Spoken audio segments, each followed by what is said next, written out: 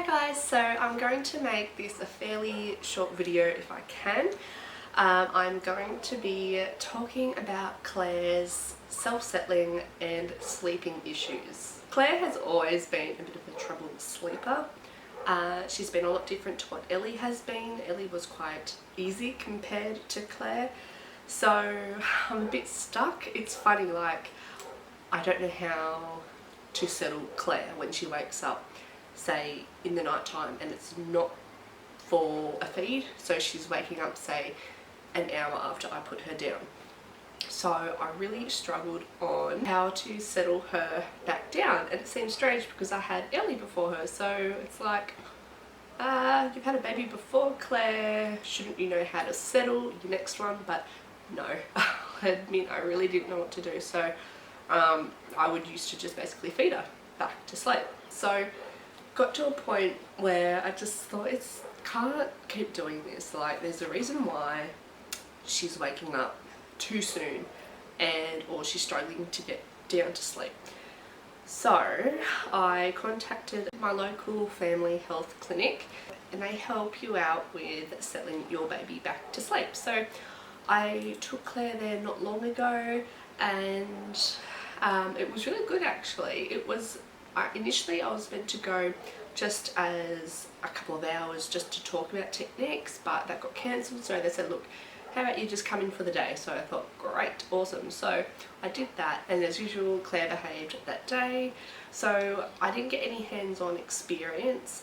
Claire did 2 naps at the clinic and she was just wonderful. I did say to them though, her day naps are getting better, it's the night time, so I kind of thought this is really pointless in me even going. So we watched a DVD on showing how to settle the baby down.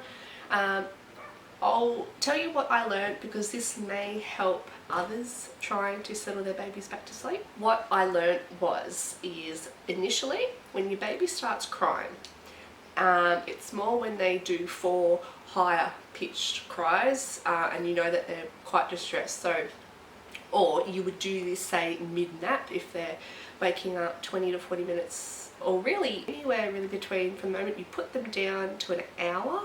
The nurse said you should try settle them back to sleep if it's under an hour. So you shush them at the door. When they're giving you more of a distressed cry, you would go to the door and just shush at them. A lot of the time it won't work for babies as they want you there, but you know, some babies will react well to just hearing your voice. So when the baby starts to settle down, you would stop shushing. If they cry again, you could repeat that technique. If that doesn't work, go into their room and get down to the floor on their level, whether it's, I mean, it's hard if you're in the bassinet, you can't really get down on the floor, but if they're in a cot, which Claire is, get down to their level.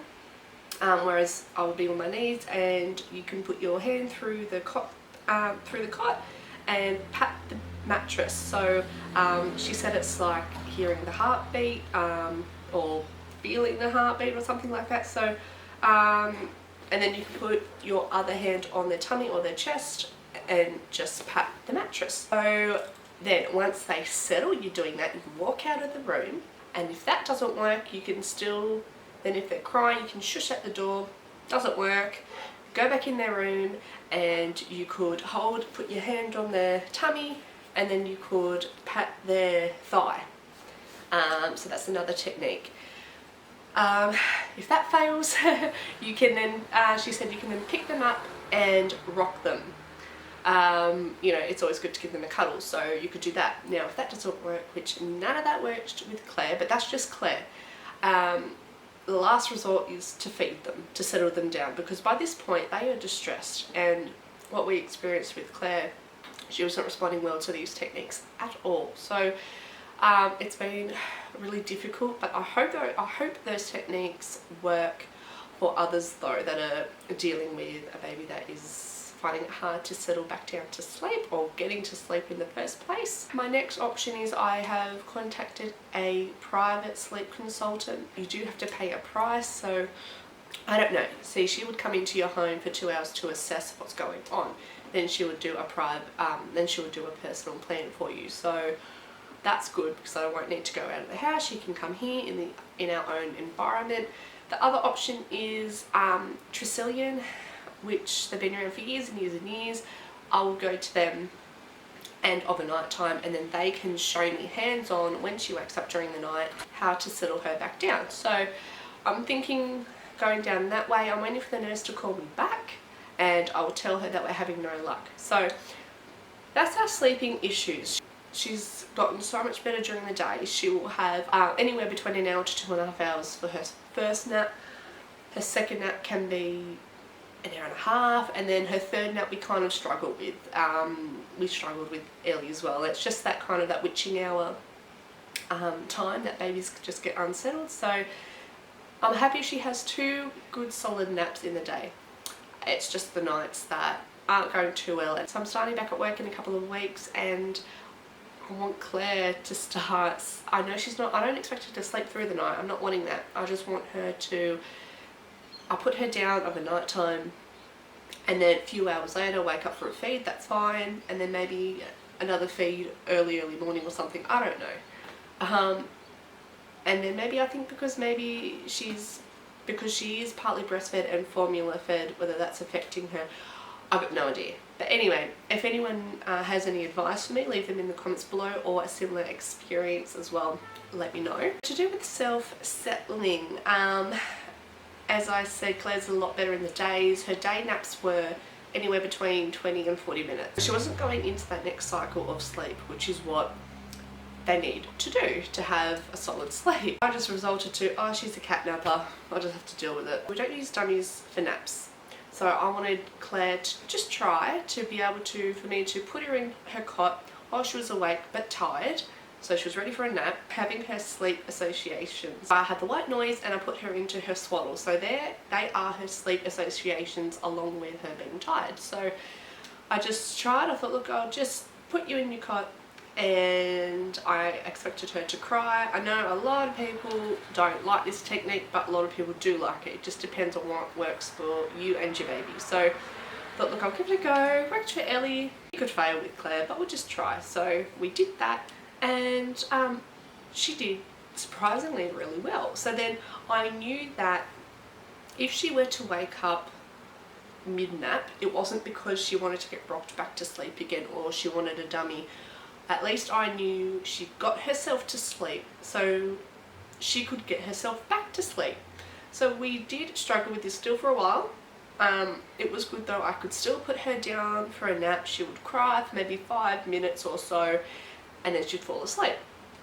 But she'd still wake up mid-nap. So, and honestly, I did not do anything different. Just one day she just slept longer.